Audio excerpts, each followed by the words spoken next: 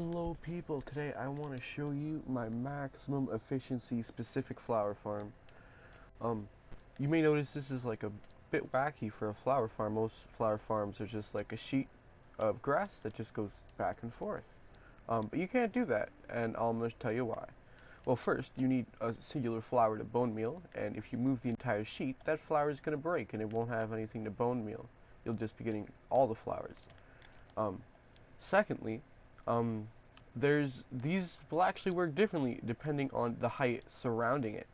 And let me just show you that right now. So this one, we have the flower is at level with where the flowers are going to spawn. We have this one where the flower is one below where the flowers are going to spawn. And we have this one where the flower is one above where the flowers are going to spawn. So if you look in here, they all got bone meal in there. And so when I flick the lever, we'll see the differences in how they spawn flowers. So right off the bat, you can tell that the middle one produces a lot more flowers a lot quicker than this one. This one is still barely working on its 7x7. As you can see, it will only grow in a 7x7 area, and just so you know, it'll only use bone meal when it produces a flower. So automatically we know that putting it one below the surface is best. There we go.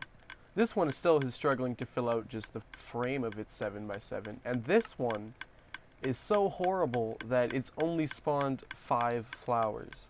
That's pretty pitiful. I don't think that's because it's a different flower in there. Let me just try that out.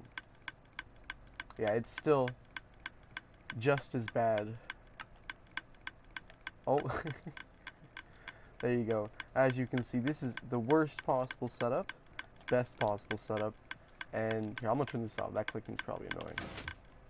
Alright, and this is a medium solution, but that's the best one, so that's what we use. That's what we have right here, right? So now we have the problem of, how do we break all of these? And, well, just like this. These pistons push, and then it'll break everything right here.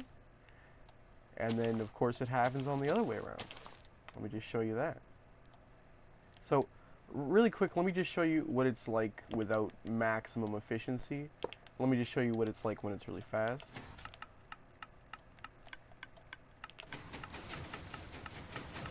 So look, I have no flowers in my inventory.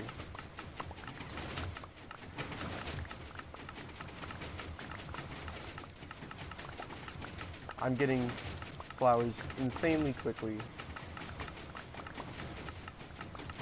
Look at this, stacks per second of a specific flower. And of course, it would be super simple to set up a, you know, any sort of collection system because it's generally flat. And then yeah, you could just have minecarts going underneath this, or even, I mean, just standing there honestly is a good solution because you're not going to have this running AFK or anything. Yeah.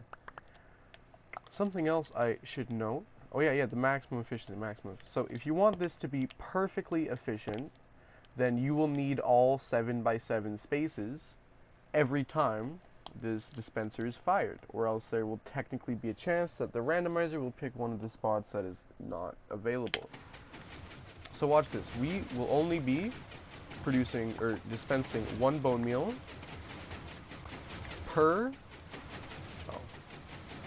there we go, 1 bone meal per full rotation. And so it is 100% efficient.